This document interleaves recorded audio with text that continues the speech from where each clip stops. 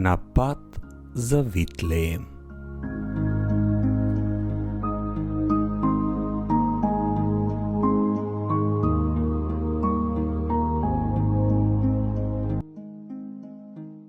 Немојте да се грижите за утре, зашто утрешниот ден ќе се грижи за своето. На секој ден доста му е неговото зло. Овие денови од Божитниот пост пополека не воведуваат до празникот Рождество Христово. Но ја знаеме и суровата вистина на животот. Не можеме да се вратиме во минатото, ниту можеме да цирнеме зад аголот, за да го видиме утрешниот ден. Живееме, се движиме и постоиме сега. Може да има многу работи од минатото за кој денес жалиме. Може да има и многу алишта за перење, балкани, садови, или сметки за плаќање кои чекаат да бидат платени токму денес. Може да има многу надежи и соништа кои не се исполнети и се оставени за утрешниот ден. Без оглед на тоа што било, што е или што може да биде. Ние сме предизвикани да живееме во овој сегашен момент со мир во мислите и срцето.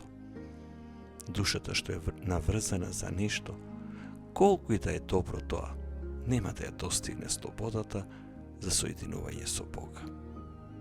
Зашто без разлика дали е цврсто челично јаже или тенка и нежна нишка што ја држи врзана птицата, воопшто не е важно дали ја држи цврсто. Зашто се додека јажето не се скине, птицата не може да лета. Овие денови од Божитниот пост нека не научат на откажување, на одвоеност од световната наврзаност. И кога ќе се ослободиме од жалењето за минатото и грижите за иднината, ќе можеме слободно да летаме тука и сега. Ќе им дозволиме на нашите души да лептат со ангелите и да пеат благодарна песна на Бога за дарот на денешниот ден. Предизвик. Остави зад себе една грижа од минатото што те држи врзан и една мисла за иднината што ти го краде мирот. Не ги носи в срце како товар, туку претај ги на Бога во молитва.